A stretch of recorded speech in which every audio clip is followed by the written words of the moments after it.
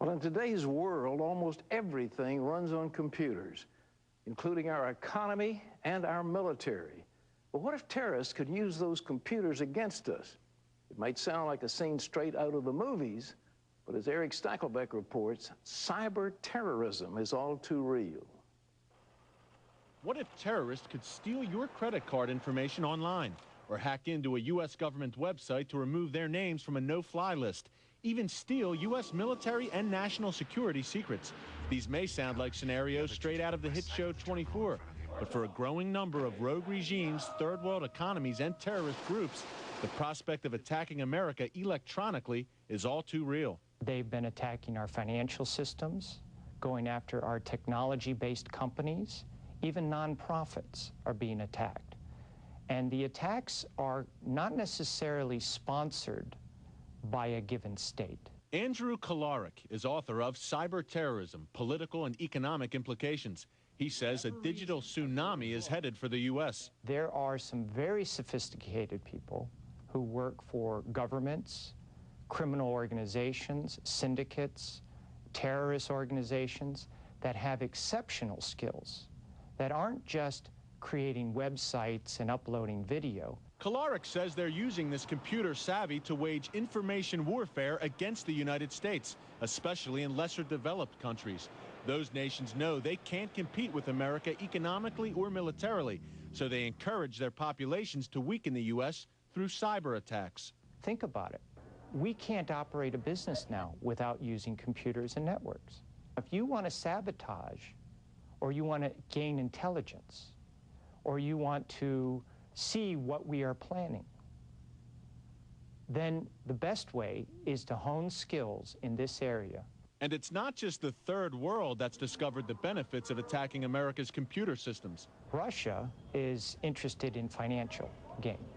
So they go after our banking systems and all the support systems that go with that. China is really trying to get its economic infrastructure set up to be a world-class world power.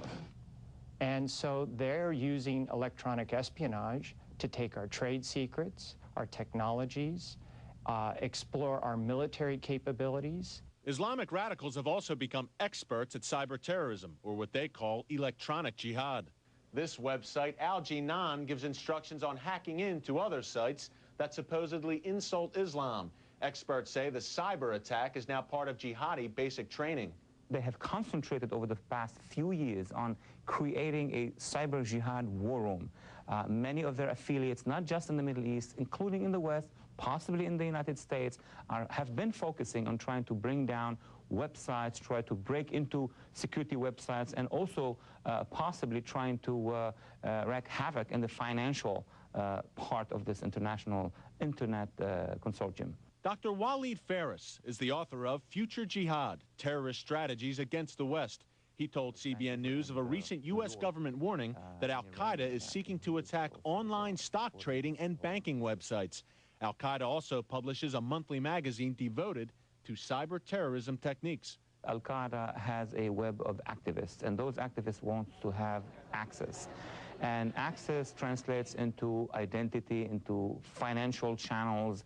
And when this information goes all the way up the ladder to the leadership of Al-Qaeda, they will decide how to use this information. It's not only about bringing down economic sites, it's also having access to information. So how can the U.S. prevent a massive Al-Qaeda cyber attack? Number one is a better protection of the most sensitive cyber sites, nervous centers, nuclear bio sites, and other very important protections and defense for the West, for the United States.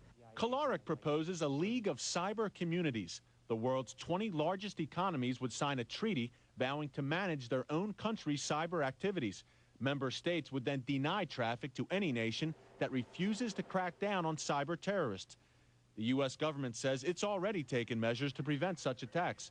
A spokesman from the Department of Homeland Security's Cybersecurity Division told CBN News, "We've fostered partnerships to respond to, mitigate, and deter cyber attacks. We've also raised public awareness of the importance of cybersecurity. DHS also maintains a 24/7 secure operations center which identifies and analyzes cyber threats and vulnerabilities." DHS officials say American citizens and businesses can play a part as well by installing and updating antivirus software and deleting emails from unknown sources. They say cyber-terrorist techniques are becoming more sophisticated, and with much of America running on computers, everyone has a stake in securing cyberspace. Eric Stakelbeck, CBN News, Washington. Thanks, Eric. Almost every